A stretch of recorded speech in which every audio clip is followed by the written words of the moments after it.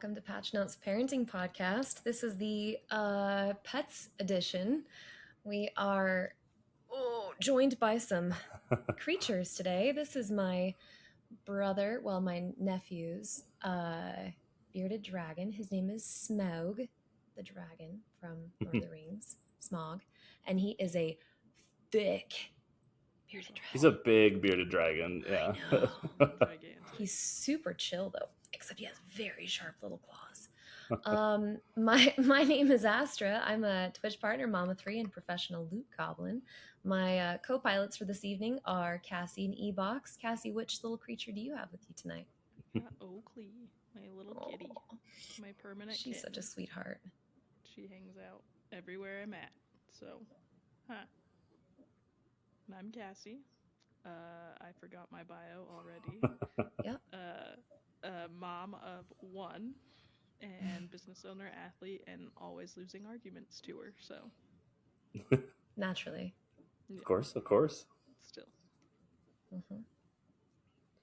And this is Tucker Man. He is our 2-year-old wiener dog. He's a long-haired wiener dog. He's mini long-haired wiener dog, my wife says.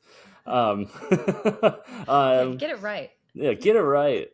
And he's a troublemaker sometimes, but right now he's being super chill. So, and I'm E-Box, husband and father of 3. And so this is Tucker. He is our 2-year-old miniature long-haired wiener dog. Lots of fancy words to say he's a wiener dog. Very pretty, very cool. A little troublemaker sometimes, but he's being really chill right now. He's a good boy. You say hi, Tucker. Wave your old paw. Hi. And I'm E-Box. I'm a husband, a father of 3. I am a Twitch affiliate and aggressively mediocre at most games in existence recently, it feels like. So it's a little bit about me. We're going to talk all about negativity. Negative self-talk. Negativity. Do you want to say goodbye to the people? Bye. Look at how cute he is. He apparently likes to watch TV, and he will get annoyed if he doesn't have a TV to watch. He'll get all like fussy around his cage and like knock stuff over if he doesn't have a TV show to watch. That's so funny. He's like angling his head. Yeah, when you said that, he turned his head like, you better turn something on for me. You guys can't see his tummy, but he's like breathing heavy. Like, where's the show? Oh. He does look like a dragon. Yeah, they're super cool. Okay.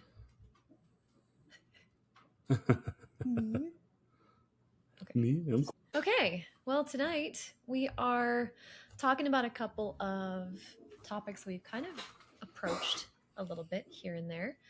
We've talked about chores with kids, and we've also kind of mentioned about like responsibility. And one of the things we wanted to talk about was like allowance, and if you talked about finances with your kids, and how you guys kind of operate within that world. Have either of you off the bat had any conversations with your kids about finances over the years? We have with Oliver here and there a little bit. Not anything crazy, but like sometimes he like will see something at the store that he's like excited to buy. And so we'll talk about how like, you know, you have to like work for those things that you like want in life. But we haven't really gone farther than that, I suppose. But just kind of letting him know, like, you can save up for this over time, you know, with like birthday money or, you know, tooth fairy, because he's been losing teeth left and right, it feels like. Yeah, you're definitely in that phase. Yeah.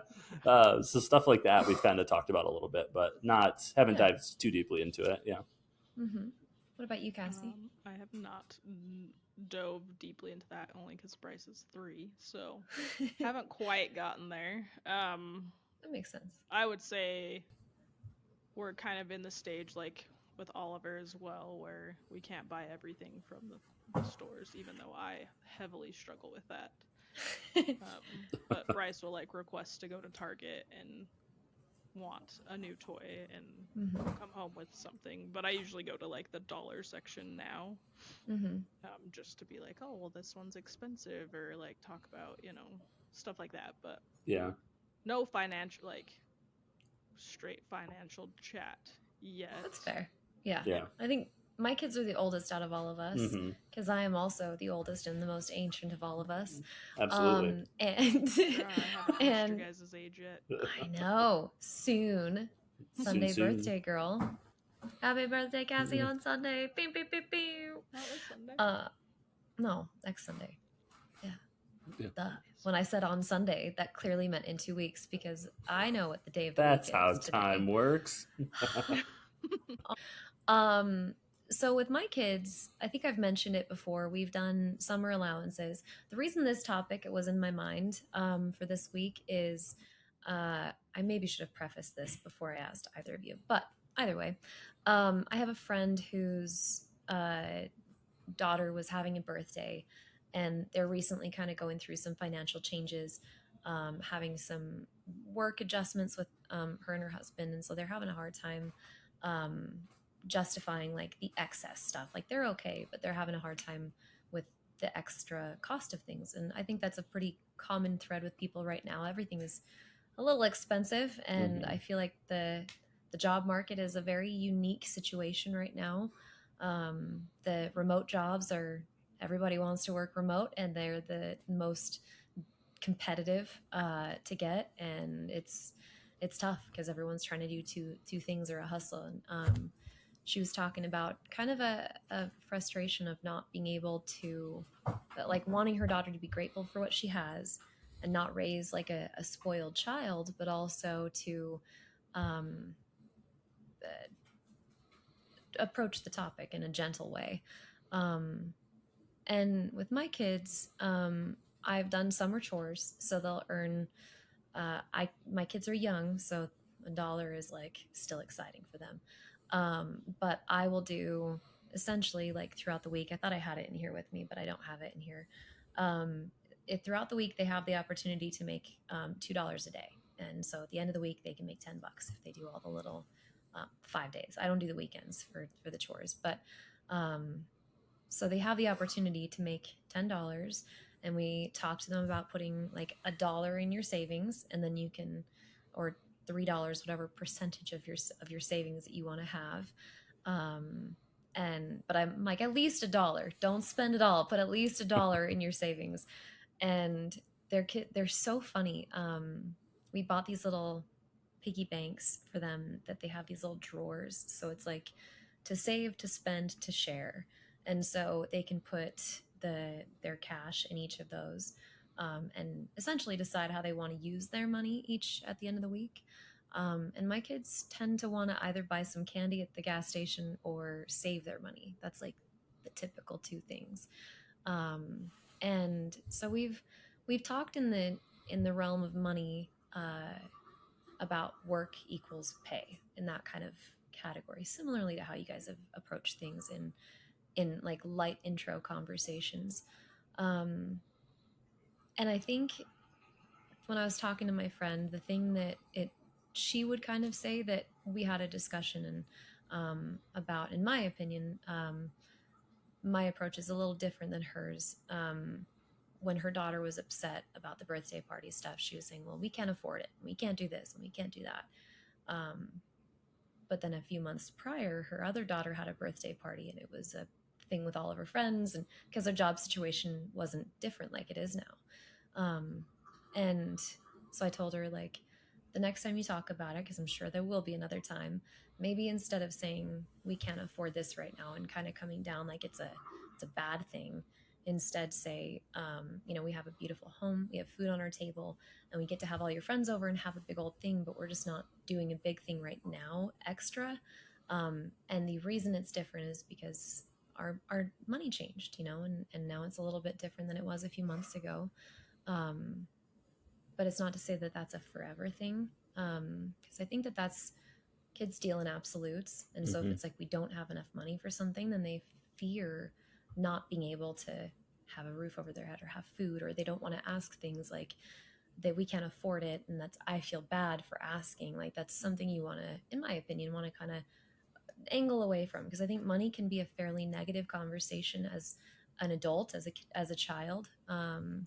And so I haven't had a lot of financial conversations with my kids, and anytime, like I just bought a new vanity for my bedroom because I've been sitting on my floor doing my makeup and I'm sick and tired of it. And my son came in and he's like, "Whoa!" Because I'm in the middle of putting all this stuff together, and, and he's like, "Wow, this looks really cool. How much did it cost?" And I was like, "Enough." And he's like, "Why didn't you ever tell me?" I'm like, "You don't need to know. Like, what difference does it make if I said $5 million Right. versus $20? You know?" And he's like, "Oh, you know," he just wants to know. So I think for me at least, when it comes to my kids and growing up with that kind of approach to finances, I'm hoping that I can instill in them to not spend every penny that they have. Like I very stupidly did when I was a teenager. I'd get my paycheck and I'd immediately spend it all. Um, but my follow-up question is, if you guys have thought about cars, if you guys have thought about investments, if you guys have thought about like bank accounts and savings accounts and things like that in terms of for your children's financial futures, are you doing anything right now to prep for that? Are you guys having conversations at all about like cars? And maybe I'm a little closer to that because my daughter just turned 13, Yeah. so in 2 years she'll be doing freaking driver's ed. It's Right. Yeah. insanity. Sneaking up super fast. Yeah, I'm not okay. Not okay. So I've talked to my daughter a lot about the kind of car she wants, and I want her to be in the mindset that I'm wanting her to start saving up, and I want her to be able to take ownership in it, even if it's $100 that she puts down, whatever. But I want her to feel that accountability and that pride in the fact that she helped pay for her car. She helped to invest in it, because I feel like, at least for me, if I've saved up for something, if I've worked and I've spent my money on it, I'm like, oh, don't anybody hurt it. It's precious, you know, like you hold Right. on to it and you protect it a little bit more. You're more prideful of it, I think. But yeah, have you guys started anything at all as far as planning for the near distant future about that?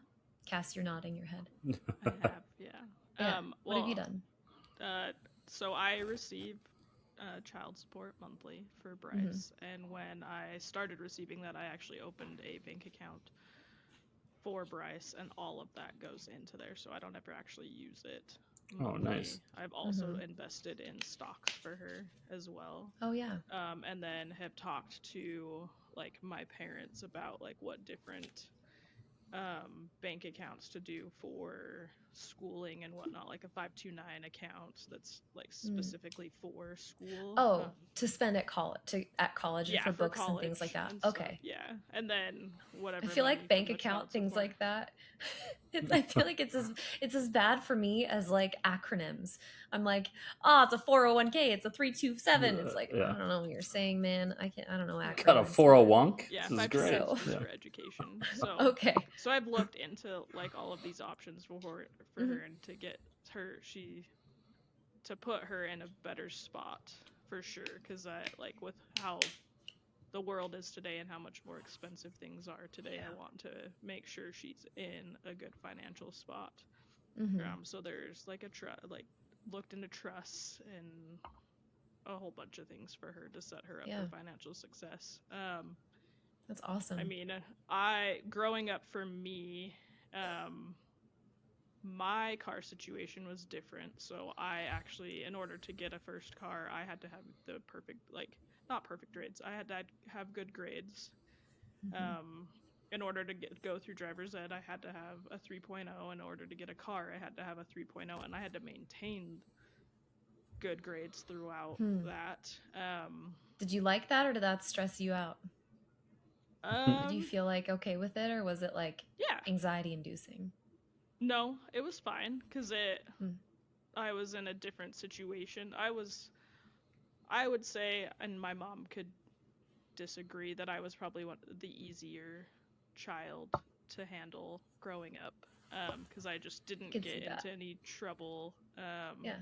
Like I talked to her today, and I was like, did we get allowance growing up? I don't remember getting allowance. And she's like, well, we did it for a little while, but we didn't, like, you guys never asked for anything, or I never Mhm. asked for anything. And I was like, did I ever ask for it?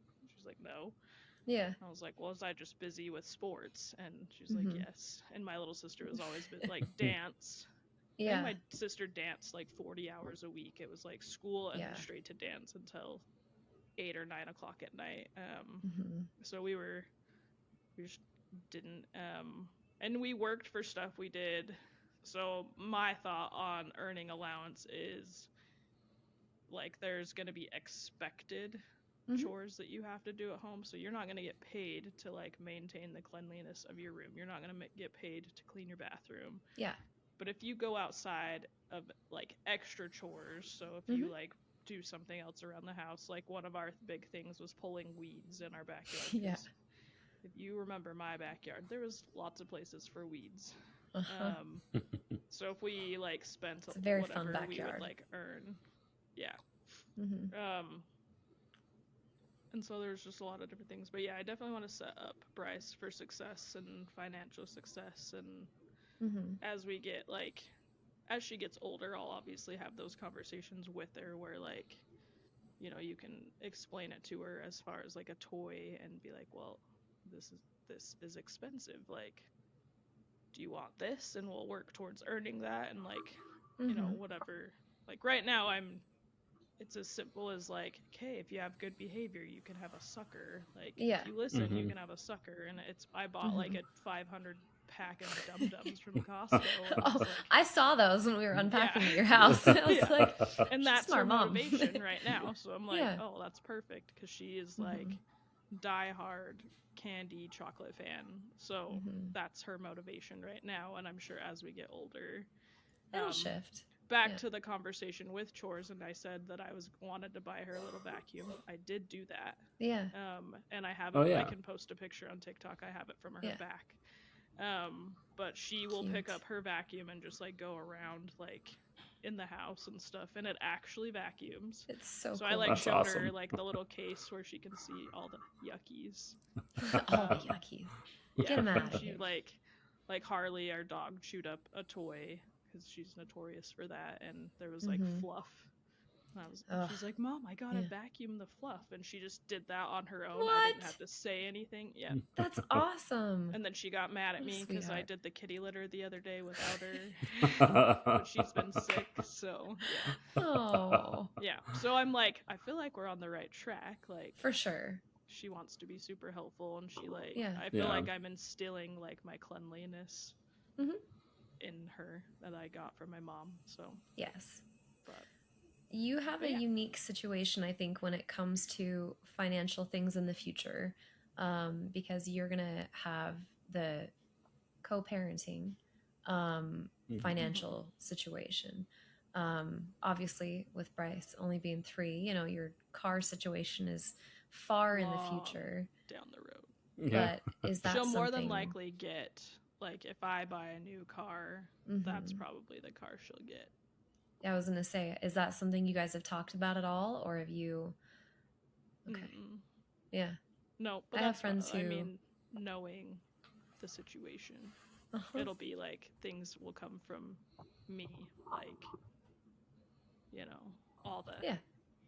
gizmos and gadgets and Aplenty. Who's it and what's it's galore. Yeah, that's thingamabops. I got 20. You can't Two start. kids. I will not be able to stop. No Can't. idea. Oh, I've been singing Evox, that hang all on a minute. week. We're singing. This is now the Disney Show Tunes podcast. Go ahead. Oh man, Just kidding. I don't want to be where the people are. Actually, I want to be where the people aren't. Yep, that's how I always sing Yes. it. Oh man, Evox, what about you? What have you done as far as thoughts for the future, allowance, plans, car talk? Yeah. account talk. 52397. Yeah, exactly. Thoughts about the future are unlimited for sure. There's a lot of those. Yeah. Super ending. Yeah. So those are there. Okay, cool. There will be a future. There will Got be it. a few. Well, maybe. I don't know. Cool. Everything's on fire right now. I know. Are you guys in fires now? Yeah, there's in Michigan. There's like a ton of smoke coming down from Canada right now, and I saw Minnesota Canada across. was Yeah, on fire. Yeah. and Blame Canada. it was wild because yesterday we were swimming in the pool, in our parents' backyard, and it was like perfectly clear outside. And then over the course of like 10 minutes, just like it looked like fog rolling in, and it was just it was crazy. And then it's just been like hazy out since then. But yeah, back to the topic at hand. We not jokingly, like I have thought about the future a lot, and we do have some accounts. I think it's similar to what Cassie said, the 529, like for but yeah, the future thoughts future about thoughts finances. Future thoughts about the future and finances. Yeah. So we do have accounts open for each kiddo. We opened them when they were born, so money came from just like random places, like several years ago. Like some of it came from like that stimulus stuff that happened like during the COVID outbreak, like because it was like dedicated to like people in the household. So it was like for Oliver and Lucy, because they were already born at that time, where it's like this is what was theirs from the government. Needs. So we put it into an account for them, and that's kind of where it started. Awesome. And then we also use an app called Acorns, which is pretty cool. Yeah, so that's where their accounts are open. Apps. Yeah. And so we have some accounts in there for ourselves, but then for the kids, we have, I think it's what Cassie was saying, the 529. It's like the educational account. Like you can take the money out and use it tax-free if it's for like educational expenses. But if it's for other stuff, it's, you have to pay whatever taxes on it after the fact. So we have those open, and we contribute a little bit of that each month right now, just kind of like prepping the kids, for the future. Cause,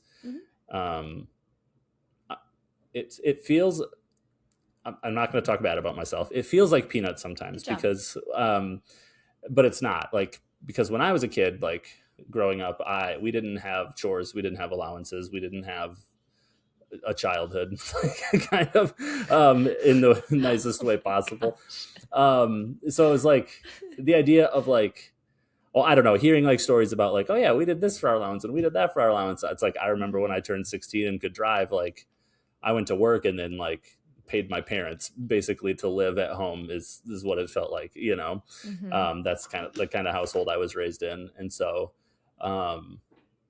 it made like work and all that stuff feel like something. It's just like I just don't want to do it because it was like everybody just takes the money immediately, It's like kind of a bad, unhealthy relationship with that, like growing up. But I've like turned that around a little bit where it's like I understand like working hard for things, and it's not that I was never a hard worker. It's more of like you just felt taken advantage of. Yeah, it's you like felt like you didn't have a say. You didn't right, have that control. Exactly. Yeah, like I was putting in the time, I put in the effort, and now you just want, like, you're supposed to be my parents. Like I get like some parents like and it wasn't like, I don't know, it just felt like, I don't know how to word this. I'm gonna get emotional if I think about it too hard, but it's just like it was like they wanted it for their own needs, and by them I mean the specific one who won't be named. And so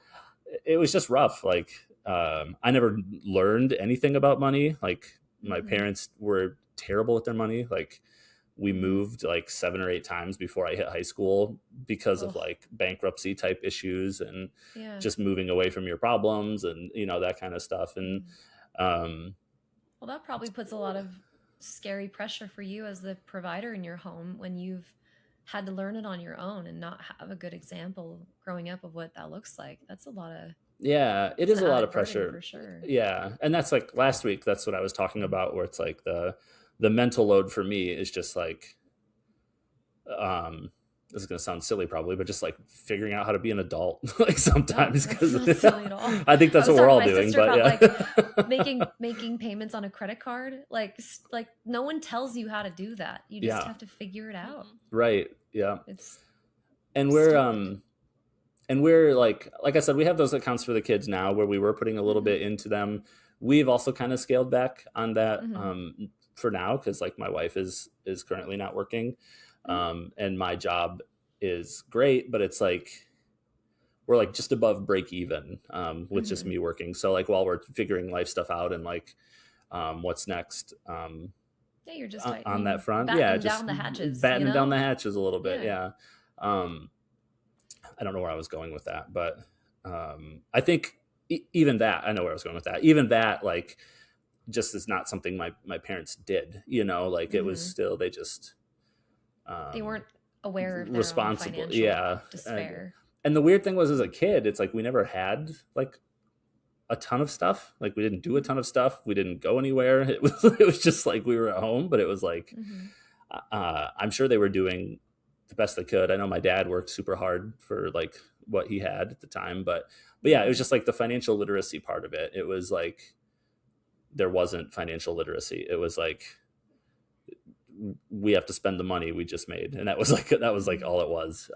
for me. So trying to get out of that routine, and like Chelsea and I have done a good job, I think, of that over, you know, being parents for the last, you know, 8 years now.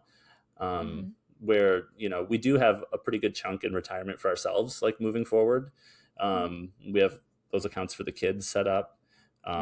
It's just kind of like the day-to-day stuff, like figuring that out. And like you said, no one tells you how to pay a credit card, or like what loans make sense if you're in a specific situation and you need some assistance, or you know, all of that kind of stuff, where it's or like, what's a bad investment versus a good what's investment. a bad investment versus a good investment, right? Yeah. I think people still struggle with that today because I mean, like, the market has been so up and down that like you know, things are crazy today.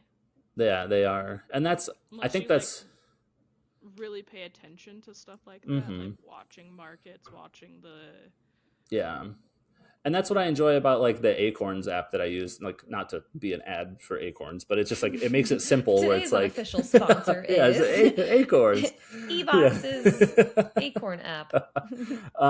But it just like, it does like the dollar roundups, which is nice. So it's like, anytime we use our card and it's linked, like if something costs, you know, $5.10, it'll round it up to $6 and put 90 cents in that account, you know? So it's like mindless investing. And it also goes into like, you know, an index fund where you can pick like, I want really low risk and low return over like long periods of time, or you can pick like, I'm up for medium risk and, you know, medium return. So it's like, you can kind of set like what you want, but it's like, I don't have to look at the individual stocks. I don't have to look at the individual market ever, which is pretty nice. Like, obviously that's, Yep, that's never going to make like as much money as like people who know the market and can invest in individual stocks, but it's like long term, it's easy. It's giving us like returns on what we've invested, and that's pretty cool, you know? So it's like, again, I don't know a ton about that type of financial stuff, but it's been an adventure, like learning things, you know? And I should say this, like, we're mostly debt free, which is cool. Like, we have our house. That's awesome. And that's like, we just paid off our car recently. Yeah. And we have like, our camper is like the only other bill that's like that we owe on, outside of like utilities and the normal stuff that everybody pay for, you know? Evox, I want you to sit for a second and realize the fact that that's an absolute opposite from what you had growing up.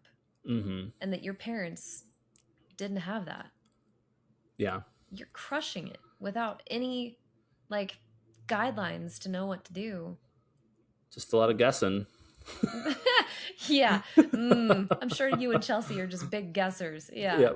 Yep. That's just a humble pie over here. Where are we going to eat dinner tonight? Take a compliment, Evox. Okay. Jeez. Thank you. I appreciate that. It's hard, I think, to recognize your wins sometimes, because you're in the trenches. Like, work is grueling, and raising kids is grueling, and finances is grueling. It's hard to see it from an outsider perspective and have that awareness, but that's not a lot of Americans. I'll just say Americans, but not a lot of Americans are debt free or very minimal debt. I'm in a blessed situation similarly, that our debt is only like car and house, you know, and we have a couple of Airbnbs. So those are the assets that we have, like a debt on. And that's something that I'm very grateful for. That's not a big stress or a big like looming fear over our head of like, oh man, can we make this payment on this? Otherwise it's going to go to collections and then destroy our credit. That's not a small thing to be proud of. So, yeah. Thank you. I appreciate that. Yeah. It's odd to have 3 people who are debt free. just Look at FYI, us. in Yeah. our Look at us. age group. So like, Yeah. the Debt-ish person, I was free, just right? reading. Well, I was reading, like, I So follow old. like my credit Uh-huh. monthly and check it and whatnot, and I always get like a news story about like our age group, and it's always like, oh, you are in this percentage of your, like, of these ages. So it's like, I want to say 35 to 40 age bracket, and I'm in like the top 10% because of this is where I'm sitting. And it's crazy. Like, if you think about that, like, even though Evox, your situation is very stressful at the moment, like, that is a huge win for the people that are like our age group. So Sure. Yeah. Well, and I do recognize that, where it's like, cat is stretching like right here. You're gonna see a tail flick across the camera in a second. Called it. But I do recognize that, like, my stress is different than like other people's stress who have made maybe not so great choices, or didn't have a choice and had to take out loans and stuff like that. Like, that's not lost on me, where it's like, I know my stress right now is like, we're like scraping the barrel, but we're able to pay everything, when there are people out there who have, like, through choices of their own or not, because like medical debt is stupid expensive, if people are going through that type of crisis or whatever. I can still that pay. Was the cutest thing I've ever seen in my life. Oh, my heart. Cassie, you're not helping me. I want a cat and I'm allergic. You have to stop this. I know. I like them. They're so gross. I love them. My neighbor has two. I found it in the street. Look at this little cute kitty. I do love them. I'm sorry. Oh, you're fine. Reach over and just like bite me. Excuse me. Like, stop it, Mom. That's too much. Yeah, you were saying that your situation is different, whether from other people's choices or not. Like, you understand that your position is in a different situation. Like, we are blessed, where it's like, my stress right now is like, we're scraping the bottom of the barrel, but we have enough to pay for everything. Like, we're not going into, like, he's like defaulting on our mortgage or anything like that, like, it's like barrel to like, right. Yeah. So so that's not lost on me, but yeah, that's something that that actually kind of leads into the next little segment about the mental load of things, and checking in with mental health, and cool. And kind of the impact that being a parent, being an adult, being a streamer, being an athlete, all the different hats that we wear, how that kind of takes a toll on mental health. This is a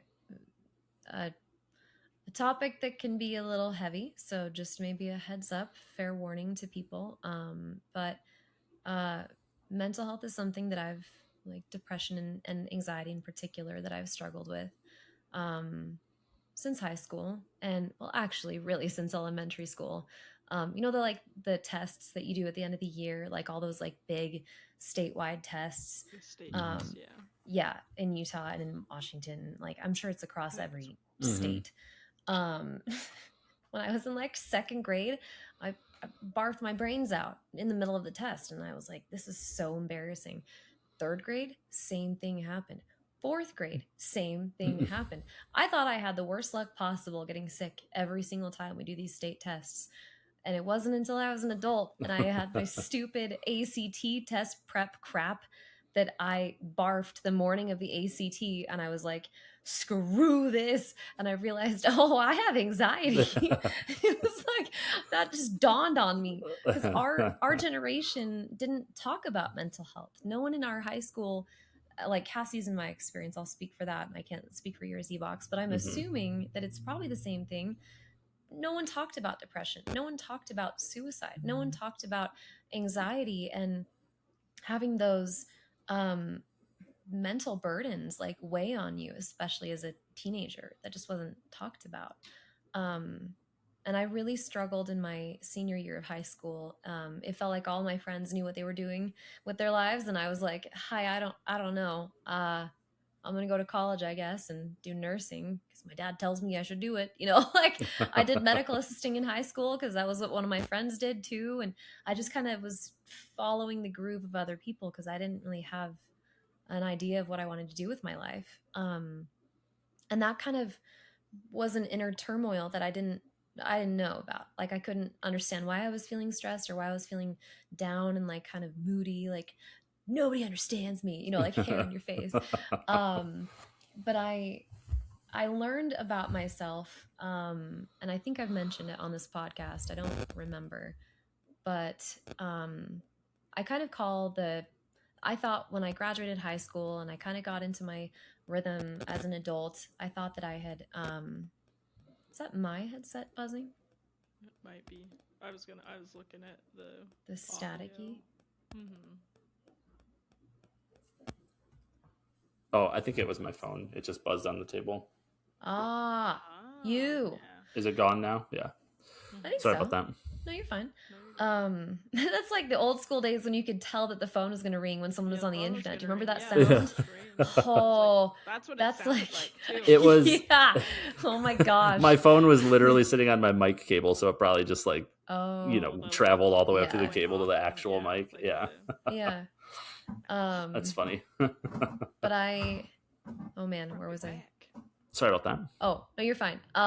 So when I was in like college and working, and I want to say, I don't think I was married yet, but I kind of started having some of those similar problems again, like mental health. I was starting to feel really depressed, and I didn't understand why.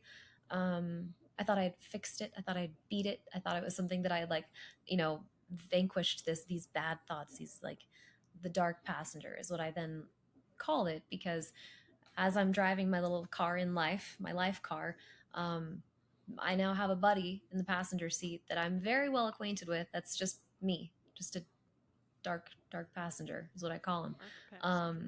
That doesn't really leave, just hangs out. And for the most part, he's just chilling. He's just quiet, sitting in the passenger seat. There are times though when I'm not doing so hot and I'm in the passenger seat, and it feels more like I've given up on the wheel. Like I'm not in as much control, or I'm letting the darker thoughts kind of take over in some ways.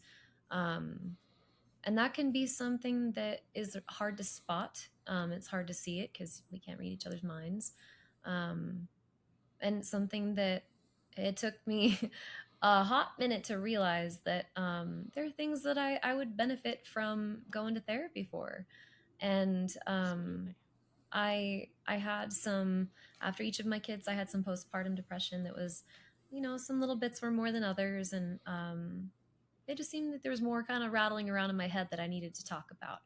And again, from the stigma era of us, like, you don't talk to therapists, you don't take medication for your mental health. That's dumb, like no one talked about that. And I think that there's this resurgence in people in their 30s and older that are seeking or mental health care by therapists or medication or meditation, things like that. But that's been something really interesting for me to embark on, is for one, opening up about all of my dark little thoughts in my soul that I thought I kind of had on lockdown. And then as I've kind of had a hard year, 2026 has hit me like a freight train. Therapy has been very, very helpful, kind of like a light in the distance that you're like, okay, I can make it to that lamppost, but another aspect is my friends and family that have really been lifelines for me. And I texted Cassie today, like, I got emotional texting you. I was like, man, Cass, I can't do it. I'm gonna get emotional again. Lock it in. It's fine. But like, Cassie, I can't do it. I can't do it. It's fine. You're gonna make me cry. I talked about it last week, but Cassie is like such a freaking ride or die. Like, she's such an amazing person, and has kept me sane so many times. And last couple months especially, like, I've definitely leaned a lot on Cass. She offers some very good insight and some very good calming, validating, just ease your mind kind of a person. And I wanted to talk about, like, checking in on our friends, because sometimes you don't know if they're having a hard time. And Ebox has sent me some messages over the last, several months too, of like, hey, you seem a little off in your stream today, or is everything okay? You seem a little bit like distant, or something seems kind of different with you. And I've appreciated that so much, because I'm not the greatest at asking for help. And I've had several other, friends reach out to in my streaming community that have really, really been, God, why am I still getting emotional? Nobody's sniffing. Yes, it does. Yeah, it does. And I have a hard time opening up about a lot of stuff sometimes, and I'm like, no, I can figure it out, but a lot of the time I can't, like, on my own completely. And so, just a simple message of like, hey, I'm thinking about you. I hope you're having a good day. It has meant the world to me. And it's kind of funny, we're pairing this conversation right after the conversation about, like, parasocial relationships and how, like, how do you determine if you're really good friends with somebody? And I think it's stuff like this, where I can be vulnerable and they can be vulnerable, and I can feel that support and connection, and it's a genuine thing where I'm so grateful for you guys. You guys are wonderful. So thank you. But I wanted to say about the mental health check-ins. What makes you guys notice stuff like that? How do you break out of that? Like, oh, am I going to come across as a weirdo? Am I going to be pushy? Am I going to be a parasocial weirdo? Like, how do you get past that concern of reaching out to someone that you feel like might be having an off day, but you also may be in your head about it? How do you push past that? Like, push past to, like, still reach out? Because I think that's, for me at least, maybe that's I should have asked, is I hesitate sometimes to reach out because I don't want to bother people. I don't want to, because of your anxiety, you both get in your heads about it. I am one that I developed anxiety later on in life, in the last 3 years, and I think it's significantly less today. Sure. Yeah. And I don't know that I even suffer, maybe a little bit, but not a lot. But I do think you two both get in your heads about little things, and there's nothing wrong with that. But I think like, anxiety is a big thing, and depression is a big thing, and no one should ever minimize that. Yeah, for sure. I think Ebox can answer this really well, because we've talked about this. So yeah. Well, I mean, I guess I don't remember what I've told you in the past, so this answer may be similar, maybe not. But I think for me, pushing through it to reach out to people, it's just that, because it's usually very uncomfortable. Like, I don't know, sometimes I'll just get thoughts of like, I haven't checked in with this person, or like you mentioned, on like, there were a couple of times I reached out where I noticed it's just like, you seem different on your stream, and it's in my brain, I think it's like what you said, like, oh, she's gonna hate me for this message, she's gonna think it's so annoying, blah blah blah, and then you'll sit there and it'll be like, insert fart sound. Yeah, right. That's always how Ebox, like, breaks the tension. It's the at the end serious of a very nice message. Fart. Pee pee poop fart crap sack. Yeah. Yeah, exactly. But I think it is just that. It's just like, knowing, and like, I guess to speak to like the times I've reached out to you specifically, it's been like trusting that like we are friends, because it's like the lies in your head sometimes will be like I said, like, she's gonna think this is annoying, she's gonna read it and think it's like super weird that I said anything, like, Mm-hmm. or like she's gonna feel conscious because like, wow, this, you noticed that I'm not myself, like those types Sure. of things. I thought I was And hiding it so well. I'm and crying so- on my stream. Am I not hiding this so well? What do you mean? and so it's for me, it's like it's literally just pushing through. It's like, I think like I know this person, we became friends. I think they would really appreciate this reach out, regardless of my insides feeling like they're going to explode and I'm Word. the most annoying friend. Whatever And they're gonna think about it. yeah, now I'm gonna go have nervous diarrhea, all of those types of things. So sorry, end it with poop, Did right? you have some of the spicy lettuce that's causing Spicy, the issues? yeah. No Taco Bell. No Taco Bell. Taco Bell. But yeah, it's hard reaching out, like, because I mean, it's like you don't know what people are thinking or what they're going through, but it's like that's why the check-in is important, I think. I was going to say, I think it also permits that person to decide if they want to open up to you or not. Yeah. Like I've had people reach out and over the years, not just right now, but after my dad died and stuff, like there are some people that I didn't have the emotional bandwidth to delve into all of that with them. Yeah. And so I'd like heart the message or something, and I didn't have that ability at that moment to necessarily open up. Not that it didn't mean anything to me or that I was annoyed about it, but just my own energy. I was like, I don't know if I can do this right now. And other people that I have felt comfortable with opening up and talking about things with. And I think that just sending a message is, you never know what someone's struggling with, what they're going through, and at what breaking point they're at. And right. I kind of have this rule of thumb that if I think about somebody, like if somebody pops into my head out of the blue, I send a text to that person. Yep. You sure do. They do. Hey, yeah. How's your new house going? It's great. However. Yep. Cassie popped into my head, which is wild.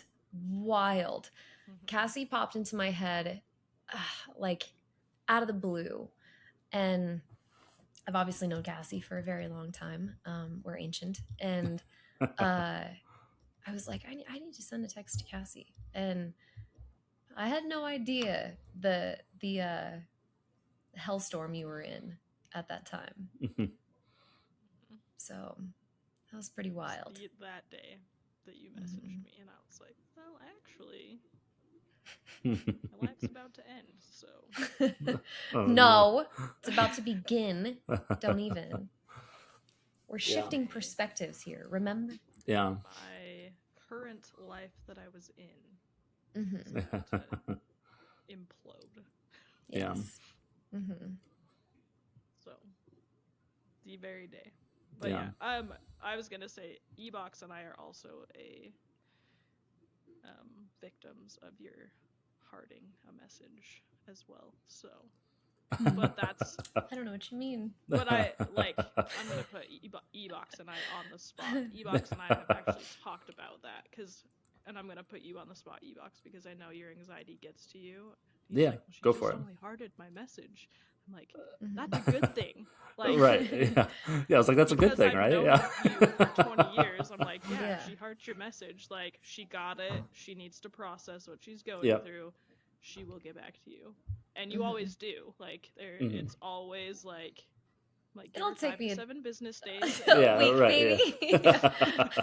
Or I'll be driving and I don't want to like text. Yeah. And I think it's funny because I also think that's also what's built yours and his relationship is him knowing that. Like, for sure. Talked about last week, like I needed to trust people's words, and I was like, yep, give her this amount of time, and it was always within that amount of time that you would message him back. And so it was just funny to like watch that evolve and watch the the friendships evolve and whatnot. And you're building trust slowly. Absolutely. But it like you do with Bryce. It's like you say you're going to come back in 5 minutes, and you do.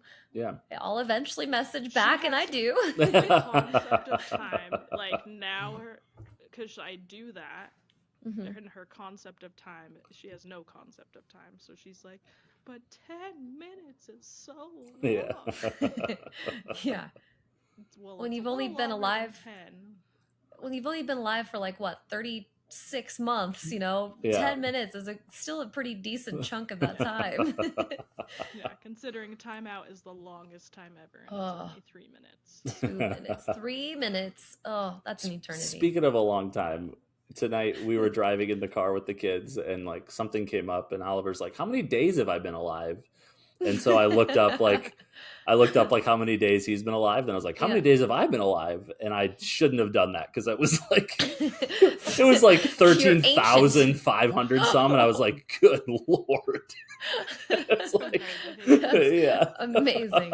Oh my gosh. But yeah, we were in the car driving back from Chelsea's sister's house, and all the kids were like, how long have I been alive? And I was like doing the math in my head and then like looking it up to see if I was close. It's funny. Yeah. Well, now you have to, yeah, for your birthday, Cassie, you have to do a newborn photo shoot where you wrap yourself up in a blanket and I'll take your picture, and it's going to be like however many months. Yeah. I just want to go to the parking lot next door, which I might get in trouble because of what kind of building it is, but then like do like the fire. Yes. Ooh, yeah. I think you'd be fine. Yeah. No one's gonna care. No one's gonna know. Right. How would they know on those buildings? Unless the kind of building it is a fire station, you should be good. It's not a fire station, so she'll be fine. Right? I think you should. Yeah. She'll be fine. Well, I guess you've seen the pictures. Yeah. It was just funny that you said fire. Directly across the street is what's Sundays. Yeah. I actually think if you went to a fire station and were like, hey, I want to kind of do this, would you care? I guarantee they'd be fine for with sure. it. Yeah. Like, yeah. If you ask permission, if you just showed up and started playing with fire, they might be like, okay, what's going on here? Go home, weirdo. Just spray with the hose now. Get out of here. Oh man. Yeah. Well, I think anxiety is a big thing, and I think it's important to reach out. So if anybody listening to this podcast, like, don't hesitate to ever reach out to somebody. Yeah, for sure.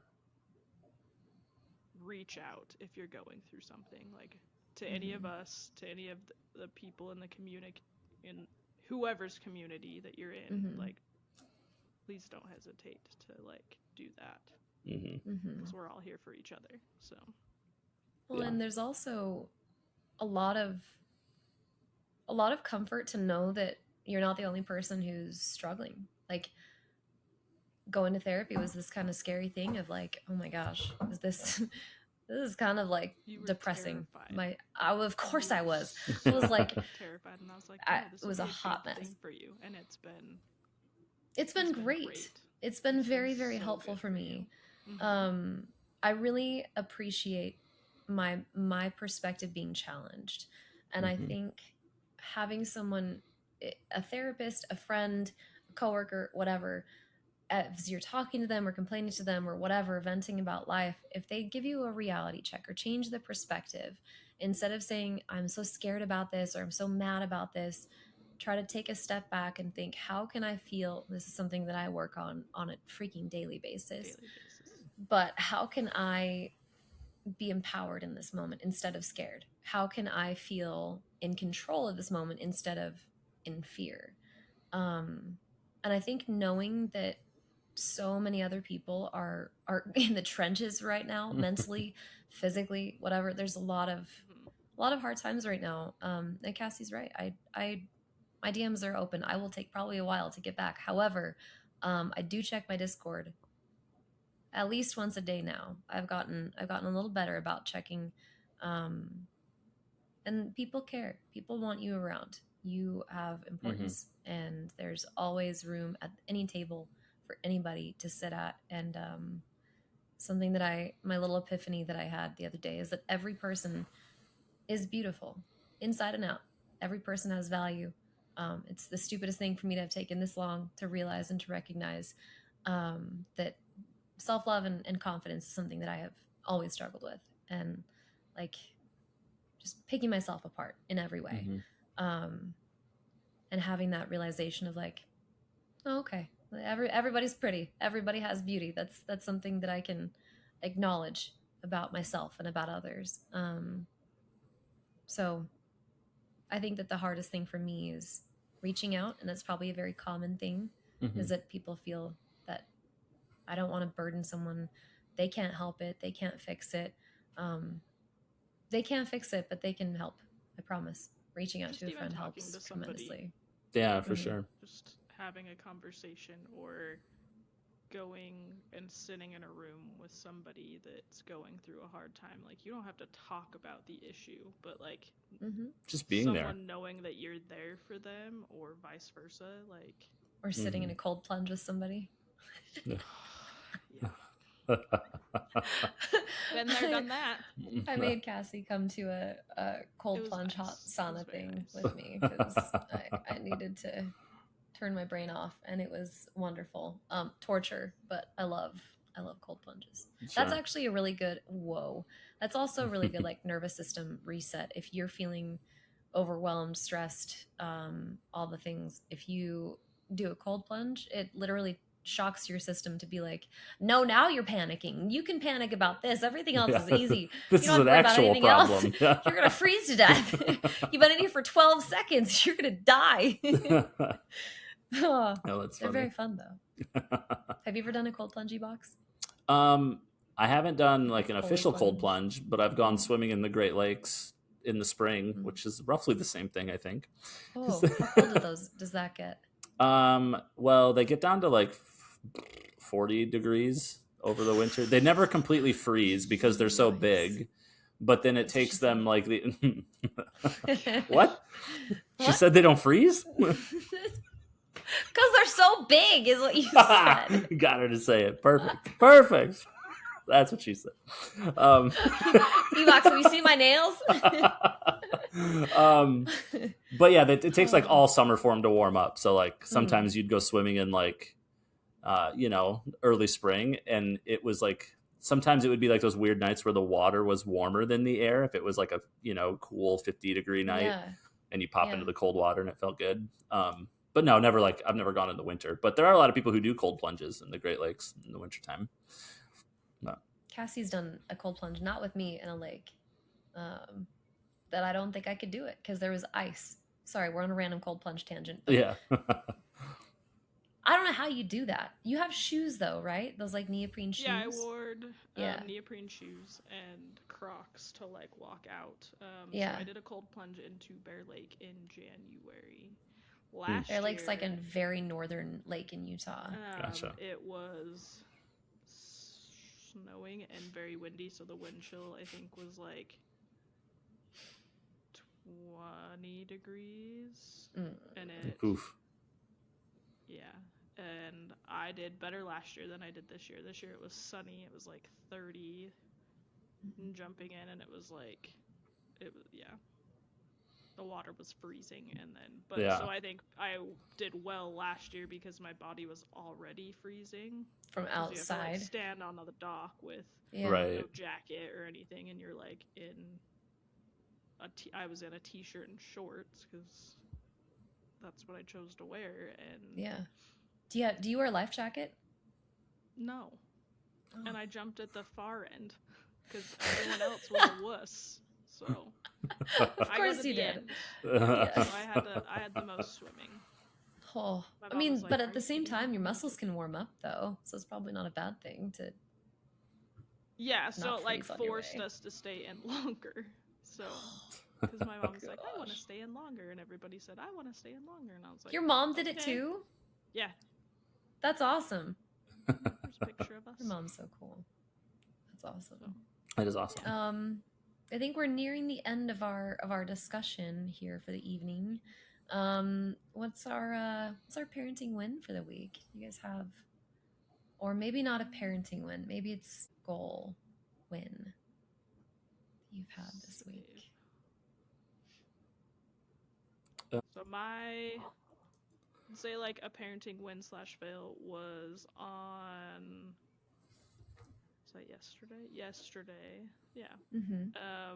I was taking Bryce to preschool, We were getting loaded in the car.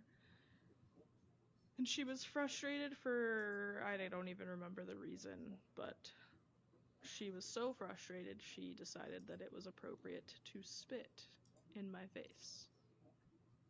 Which, no.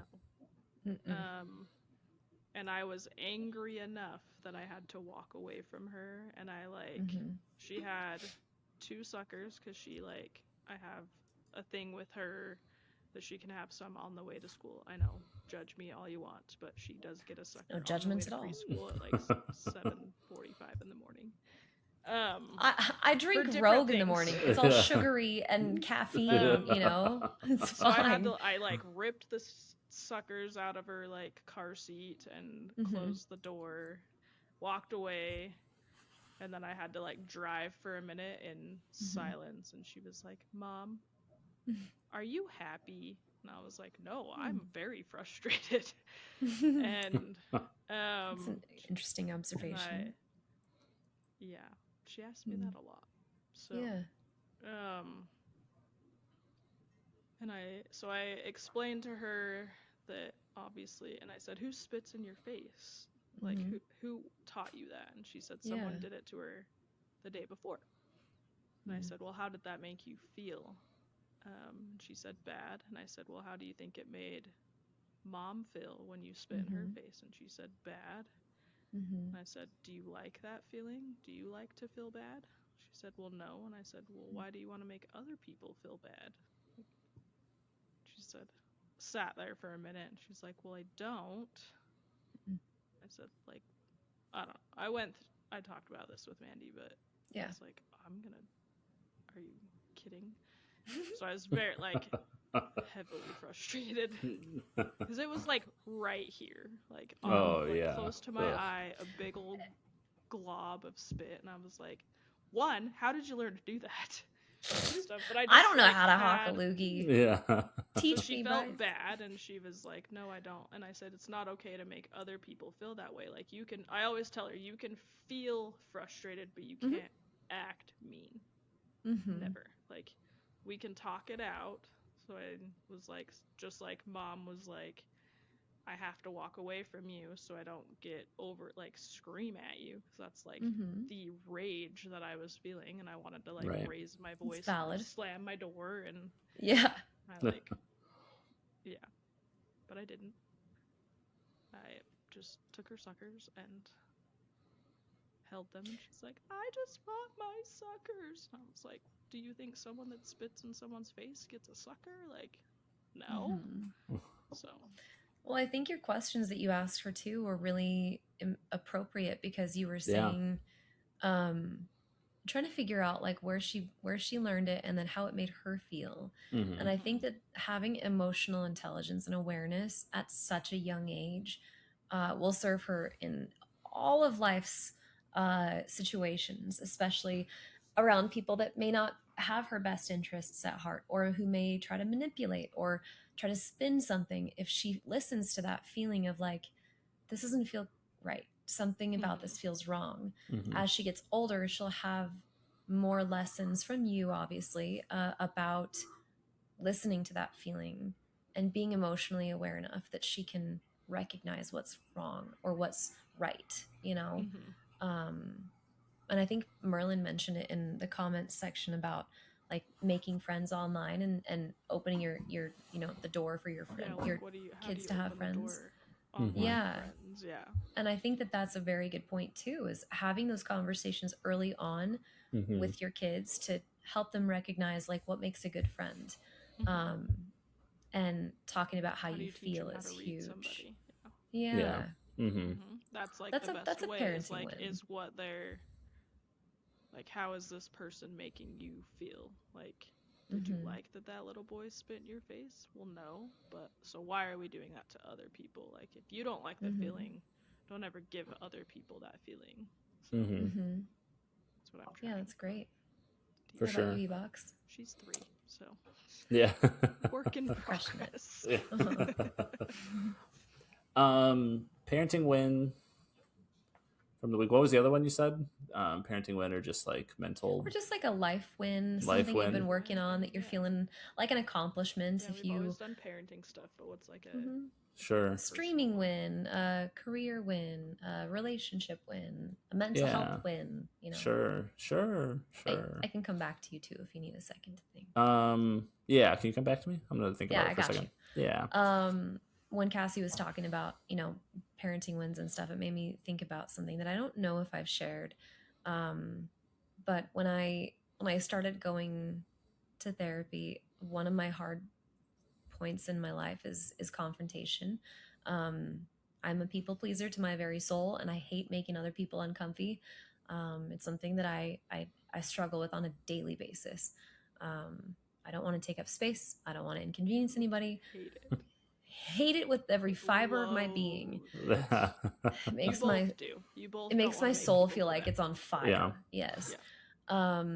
And this was when school was still in session, that I like was talking with my son, and when I picked him up from school, he was saying that he had a hard day. I could see something was going on, and we talked for a minute, and he said that there's a kid that's his friend that had he was trying to essentially peer pressure him into doing something at recess that he didn't really want to do, and so he said no, and this kid kicked him out of his group, whatever, and it made my son feel crappy, and he sat on the grass alone and was crying. Like he got kind of upset, and Mm-hmm. this sweet friend of his came over, and my son, he said, "What's going on?" And my son told him what had happened with this friend, that he just felt conflicted because he's like, he's my friend, but he made me feel bad, and he didn't understand why. And he's 11, so he's smart, aware, he knows kind of what's going on, but it didn't quite match up what he thought Mm-hmm. of this friend.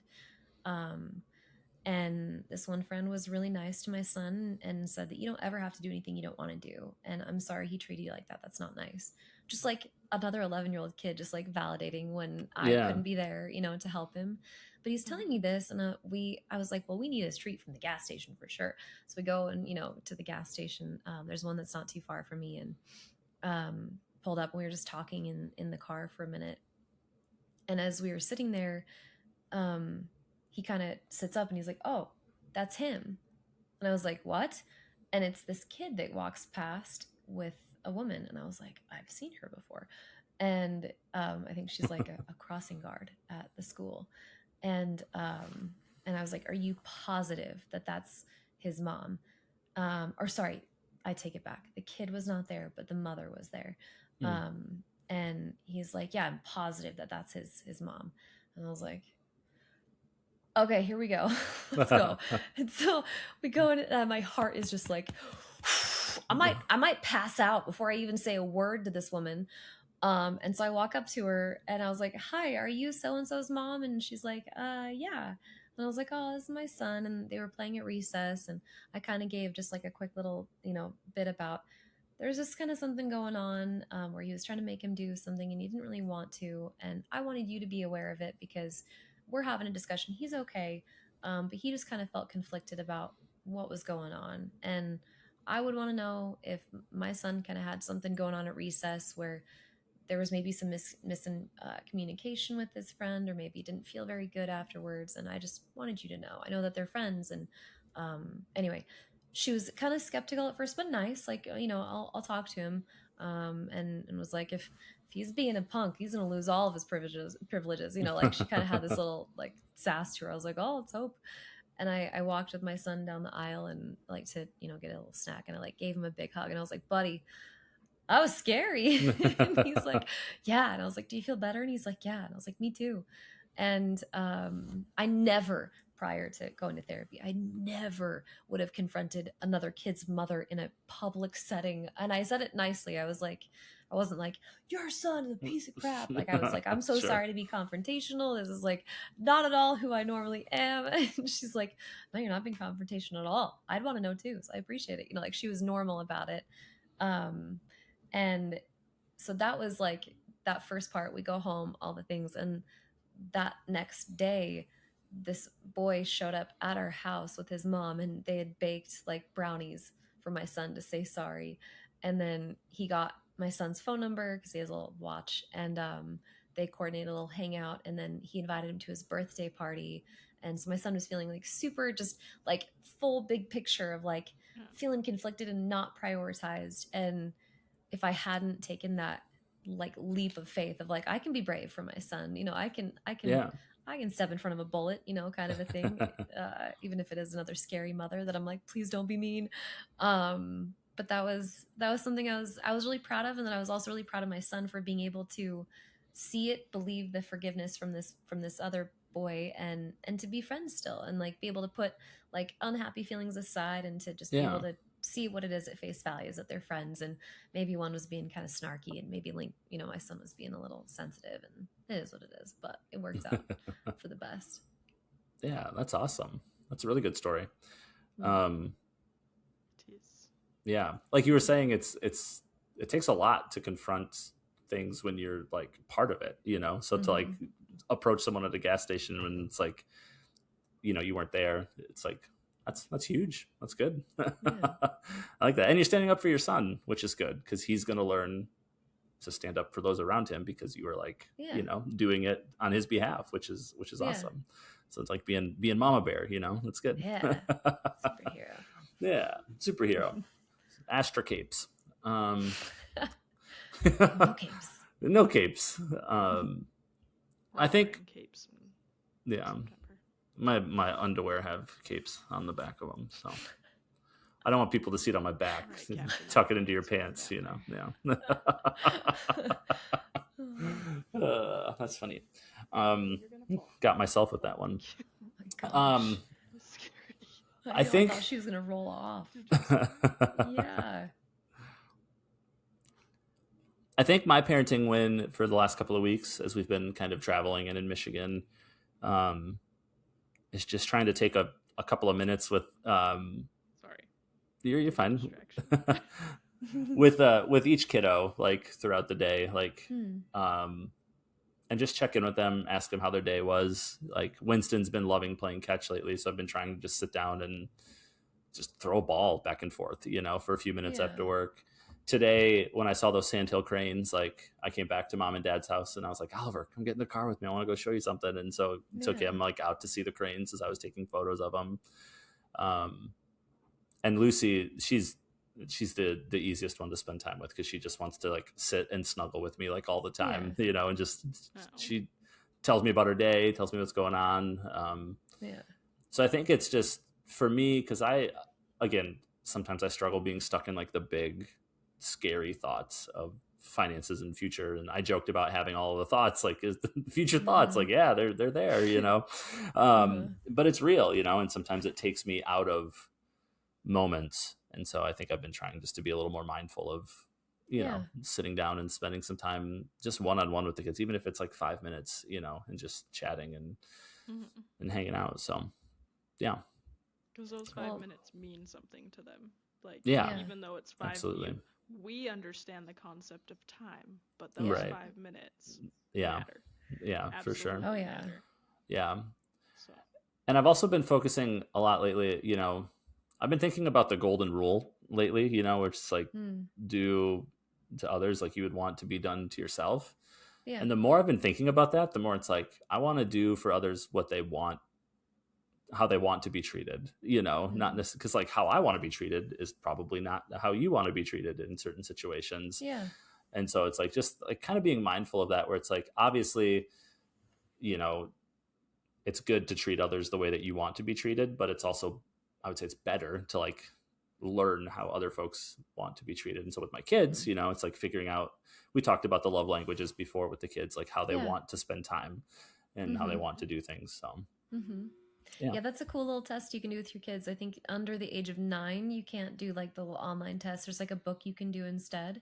But for 9 and older, I think it's 9. Is it 8? I think it was 9. Something like that. Yeah. If you just Google like love languages, it's actually really interesting, because like you, at least for my kids, like I can make an assumption and then I've taken the test with them and it's like, oh, I was right.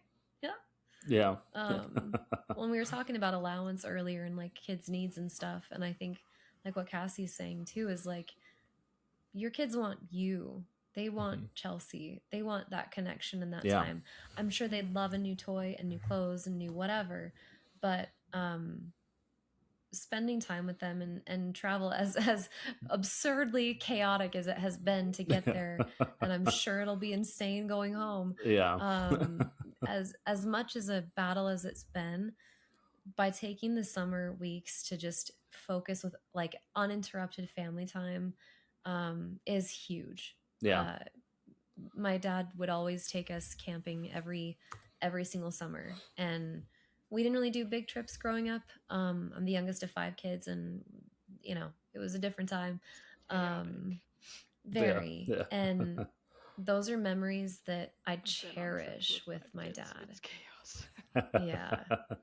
And my mom never wanted to go. She always wanted to stay home alone in the peace and silence of Sure. no children and anybody, she said, and I didn't know this as a kid, but she said she'd buy like a big pizza, like order a Domino's or Papa Murphy's, whatever it was, and then have that just snack on the pizza for like the nights that we were gone. And she just did nothing for anybody, for any like exactly. I do the same thing. I was like, I've seen you do that. Yeah. I'm ordering the pizza. I'm rotting on that couch. I'm pretty sure we really held up quite a few Little Caesars pizzas. Yeah. Just a couple. To ourselves. Just a couple. Yep. Yeah. But those memories of their summer vacation will truly last them a lifetime. Yeah. And as someone who Absolutely. cherishes the time you had with your daddy box, it's you're just putting more of that love that you are missing and that you didn't have enough of time and those memories. You're like amplifying that with your own children. They're so freaking blessed. It's going to be awesome for them as they grow up with each of these like summer memories with you guys. Yeah. It's very cool. Yeah, working on amplifying and being just myself, but with my kids, because I'm learning that myself is a pretty good person, so I should let him out sometimes. Say a compliment? About myself. I'm so proud. That's impressive. Yeah. I'm so proud. Yeah. Thank you, studio audience. Thank you. You're welcome. All right, we have a clip to share of a juicy, fun fight that I had, and then I think we're pretty much done for this one. Ebox, did you have a clip you wanted to upload? Oh no, I haven't streamed since we've been on vacation the last couple of weeks. Right. So yeah. Okay. Or I can click it. Joker and Astra, how you guys doing? Oh, hello. Hi, Beef. Hello. Hi, friend. I'm here to F up your day. Oh. I don't think so. I think I'm here to F up your day. Oh, that was so good. Oh man, that one it cracked me up so much. Amazing. He was so confident, and then I just had this perfect little cheeky shot, and then Peter's like just giggle sent me, and because he voiped it, he wasn't just laughing to us, he voiped that to the team too. It was so good. Oh my gosh, that's so funny. Hunt. It was such a great game. It is so good. I'm excited to play again soon. I know. Stop vacationing with your family and making these cool memories, okay? You've had enough. You've had enough. It's great times, but it's enough. Oh, man. Our next family vacation will be fun. Yes. Yes, it will be. Yeah. All right. Well, until next time, we don't have a sign, a log off, a call sign, an exit. Smoke signal. No, how's that? That's pretty good. If you ever need it, please reach out to one of us. Yeah, for sure. With your friends. Yeah. Check in with your people. Yeah, absolutely. And check on your people. And check on your people. Yes, that's a big one. We love you. Good night. Okay, bye.